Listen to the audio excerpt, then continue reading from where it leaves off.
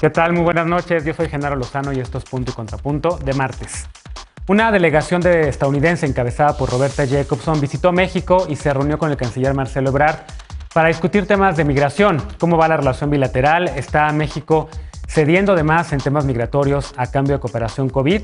¿O hay similitudes en las posturas migratorias de ambos países? La Sedena y la Marina serán las dependencias encargadas de la administración de proyectos de infraestructura, los más grandes proyectos de infraestructura del gobierno de López Obrador, también de sus ganancias. Tren Maya, el nuevo aeropuerto y los puertos y aduanas, entre otros. Eso no, militarización de la vida pública. Debe pronunciarse la Suprema Corte al respecto. Veremos qué opina la mesa. Y el presidente López Obrador adelantó que el próximo 30 de marzo dará un nuevo informe de gobierno. Será su noveno desde que empezó el mandato. Aquí nos adelantamos y escucharemos los puntos y contrapuntos de la mesa. ¿Cómo va la autodenominada 4T? Quédate con nosotros que ya empieza Punto y Contrapunto de martes.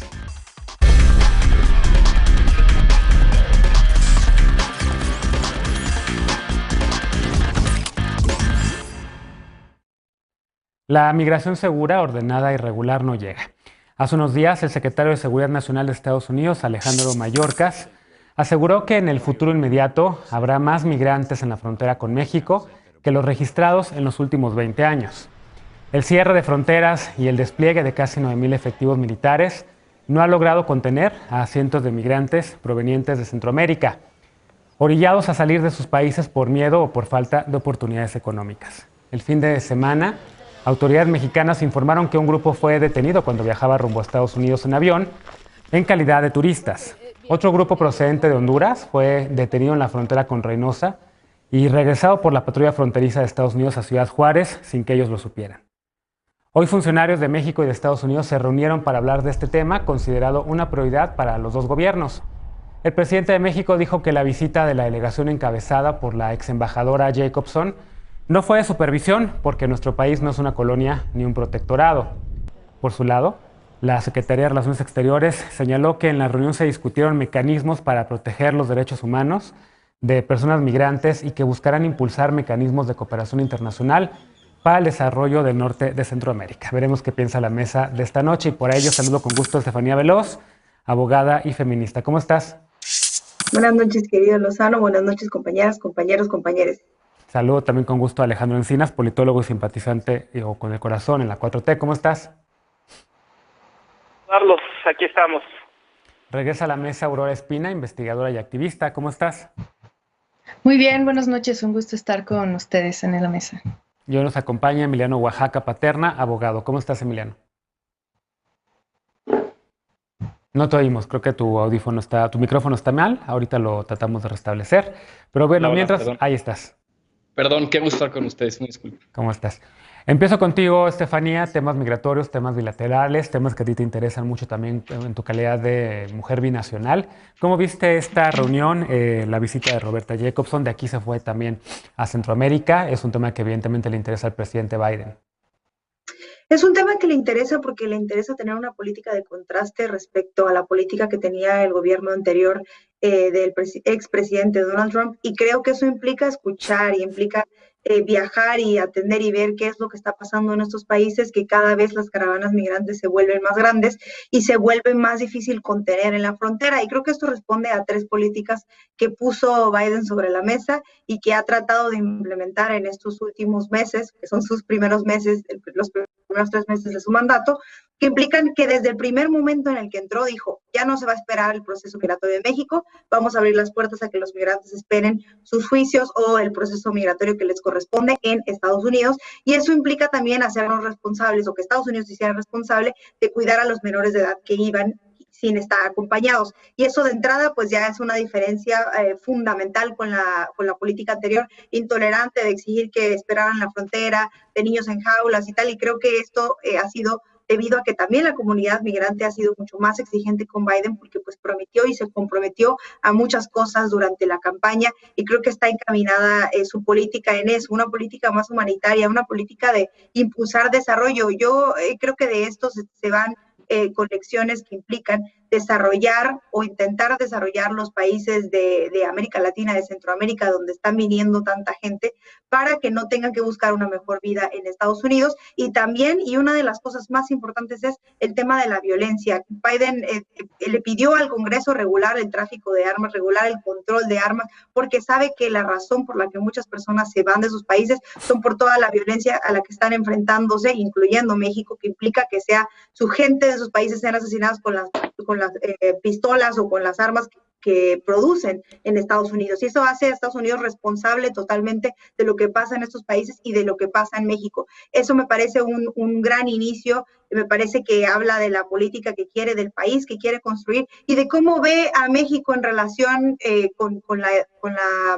pues en relación con todo lo que pasa, con lo que tiene que ver con la delincuencia, porque se hace responsable por fin de todo lo que ha estado pasando, y creo que eso también pues va a responder a la mayoría que tenga en el Congreso, y que sí creo que hay por lo menos un indicio de querer transitar a pacificar en esos países y aceptar a Estados Unidos su responsabilidad. Sí. Yo creo que esa es una de las grandes cosas, y pues cerraría con que esa petición la hizo Marcelo Ebrard, el canciller, hace 2 años cuando entró, que regularan los permisos de armas en Estados Unidos, y hoy por fin se está cumpliendo, porque quiere decir que Estados Unidos se está sometiendo también a negociaciones en México. Sí, hay un interés por parte del gobierno de Biden en la frontera, en Centroamérica, en el desarrollo de Centroamérica, y en efecto también ahora con este tema de los tiroteos recientes en Estados Unidos, también de prohibir las armas de grueso calibre en su país, que por cierto, batalla que llevan los demócratas muchos años. Emiliano, ¿cómo lo ves en el tema de la relación bilateral? Hay quien dice que pues, Jacobson vino prácticamente a poner demandas en la mesa, hay quien dice que no, que es cooperación. ¿Cómo lo ves? Yo concuerdo con Estefanía en un primer momento. A ver, sí existe una diferencia entre Biden y Trump, pero también hay que entender que esa diferencia es de discurso, al menos hasta el momento, ¿no? Y sobre todo en temas de migración. Sí, Biden encabeza un discurso mucho más liberal, protector de derechos humanos, protector de los derechos humanos de las personas migrantes, de los niños, de las niñas no acompañados. Creo que en el discurso pues es plausible, pero en los hechos la realidad es que no ha cambiado absolutamente nada. Hoy en la mañana precisamente Eunice Rendón con Aristegui comentaba estos males y comentaba respecto de la reunión que se tuvo y respecto de cómo si bien ya a lo mejor Biden pone fin al programa de Remain in Mexico, pues por otro lado está regresando a todos los migrantes hasta a México y a su suerte, y no es que hayan quitado las jaulas estas para ellos, sino que simplemente mejoraron ciertas condiciones. Es un cambio en el discurso y lamentablemente es de lo que se les critica más a los demócratas en Estados Unidos, que en el discurso presentan ciertas cosas, pero en ciertas actuaciones, particularmente hablando en temas de inmigración, son incluso peores que los republicanos. Y en México el discurso sigue siendo el mismo, igual de bello, igual de protector de derechos humanos, pero lo cierto es que creamos precedentes gravísimos con Trump, como lo fueron cuando mandábamos a la Guardia Nacional a efecto de que en la OPEP nos pusieran barriles de petróleo que no estábamos dispuestos a poner,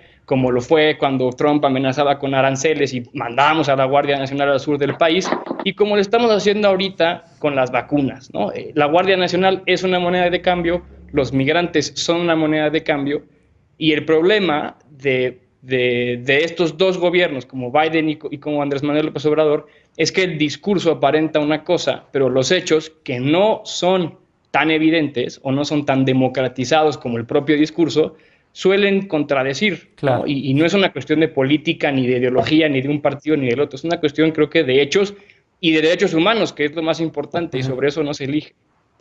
Alejandro, contrapunto, ¿cómo ves este encuentro?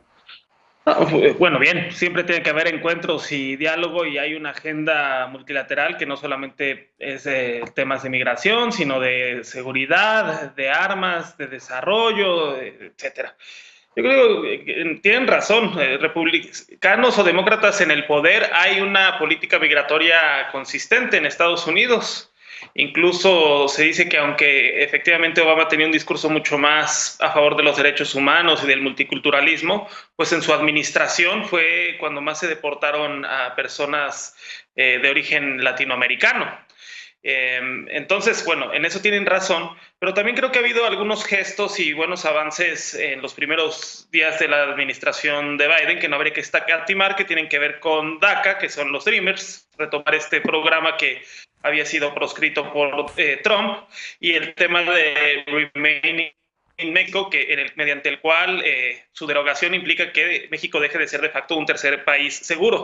Y estos han sido cambios rápidos que se han dado en los primeros días de la administración, pero efectivamente tienen que ver más con adentro de sus fronteras. Pero cómo se comporta Estados Unidos con las políticas que quiere impulsar afuera de sus fronteras, creo que ahí es en donde está el tema, el asunto.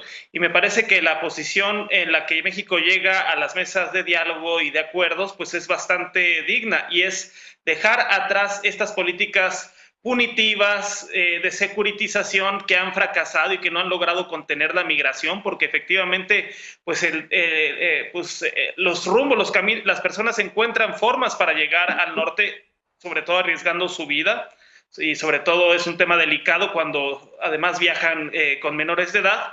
Entonces, pues tenemos que reconocer que esas políticas prohibicionistas, restrictivas del movimiento han fracasado, y creo que tenemos que enfocarnos, y en eso el gobierno de México ha sido muy insistente, en atender las causas estructurales que obligan a la gente a migrar, porque hoy la migración no es una elección. La migración hoy es forzosa simplemente porque no existe otra alternativa en el lugar de origen de estas personas, muchas de las cuales buscan oportunidades que su país les negó o seguridad. La principal causa de migración pues son estas dos: la inseguridad, el riesgo a ser víctima de la violencia, o que no existen fuentes de empleo. Claro. Y entonces lo que se tiene que hacer es retomar este plan de desarrollo integral para el norte de Centroamérica y México, desarrollado por CEPAL, y justamente invertir ya no en armas, sino en políticas de desarrollo, generar fuentes de empleo ahí en donde viven actualmente los migrantes, y que se queden ahí con sus familias, porque ahí es en donde ellos quieren estar. Bien. ¿Coincides con esta agenda, Aurora, y crees que haya, o lo que menciona Alejandro, crees que haya coincidencias en ese tema, en esos temas con el gobierno de Biden? Pues, o sea, creo que sí se ha logrado un avance en el tema del tratamiento de los flujos migratorios. Sin embargo, creo que coincido en este caso con Esteban en el tema de que se ha quedado mucho en el relato qué es lo que está sucediendo con este tipo de actuaciones, y a mí lo que me llama la atención es que hablen precisamente de que se está atendiendo las causas de estos flujos migratorios, cómo se está dando este proceso, cuando me hace mucho ruido el discurso que se había venido manejando desde el propio gobierno con las declaraciones, por ejemplo, de la secretaria de Gobernación, Olga Sánchez Cordero, donde ella hablaba sobre que se iba a acoger a los migrantes centroamericanos, y después, pues, cómo se llegó a desdecir en su momento, en 2019, con esa crisis que hubo en la frontera sur, y que terminó traduciéndose también en un llamado de atención por parte de la alta comisionada de las Naciones Unidas, Michelle Bachelet, porque, bueno, mencionaba, me preocupa que las políticas actualmente en marcha en Estados Unidos y México y varios países centroamericanos ponen a muchos migrantes en peligro de sufrir violaciones de derechos humanos y abusos. Y justamente en este sentido, digamos, el discurso muestra una cosa muy distinta, porque se siguen llevando a la práctica este tipo de actos. Es más, si hablamos de cuáles son las actuaciones por parte de las Fuerzas Armadas en México, en las fronteras norte y sur, se han desplegado 8,715 militares, y no se ha cambiado pues esa política restrictiva que tanto se decía que qué bueno que se había cambiado, porque la verdad es que sigue estando en ese sentido, y no veo yo ahí un avance o un cambio en la materia significativo. Y la otra cosa que llama la atención es que también se haya negado el tema de que esta cuestión de las vacunas por parte del gobierno de Estados Unidos haya tenido algo que ver con una moneda de cambio al tema de que se reforzaran y se recrudecieran, por así decirlo, las medidas de seguridad en las fronteras sur y norte como moneda de cambio por estas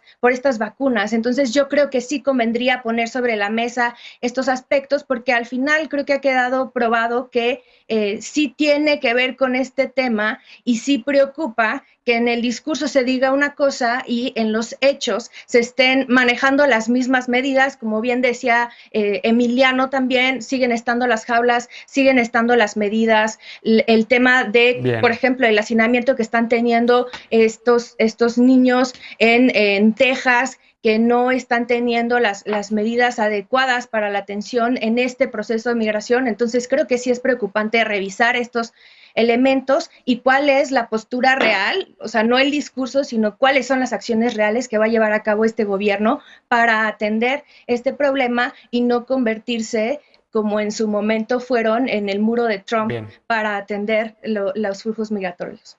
Rapidísimo, 20 segundos, Emiliano, que levantaste la mano. Sí, yo solo quisiera, en verdad, genuinamente, preguntarle a Alejandro cuáles son las condiciones estructurales que han cambiado con Andrés Manuel López Obrador para que los flujos migratorios tengan mejores condiciones o para que los migrantes tengan en México un paso a lo mejor menos hostil, o para que se queden aquí y tengan vida digna. O sea, es una pregunta muy genuina porque no la conozco y yo creo que rapidísimo, si un migrante nos conociera, pues viera, el plan de desarrollo integral que está llevando precisamente Sembrando Vida y Jóvenes Construyendo el Futuro en la región, los centros integradores migratorios, los servicios de intermediación laboral, los servicios que da ACNUR a la situación de refugiados. Podemos hablar mucho de muchas de las acciones buenas que se han llevado a cabo. Y nada más, sí quisiera desmentir, porque México llega con una posición digna y sería inaceptable por completo que se condicionara la política migratoria a 2,5 millones de vacunas. Es una posición poco realista, poco serio y que es producto solo de filtraciones. Bien, bueno, vamos a darle seguimiento a este tema y pues evidentemente no se termina aquí el tema de la relación bilateral. Lo retomamos próximamente. Vamos a una pausa y regresando, el presidente López Obrador blinda las macroobras públicas de su gobierno, como el aeropuerto Felipe Ángeles o el Tren Maya. ¿Cómo? Dejando su administración y beneficios en manos de la Sedena y la Marina. ¿Qué implica esta decisión? ¿Es o no militarización? ¿Quién o cómo rendirán cuenta de estos beneficios las Fuerzas Armadas? Escucharemos puntos y contrapuntos de las y los panelistas de esta noche cuando regresemos. No te vayas.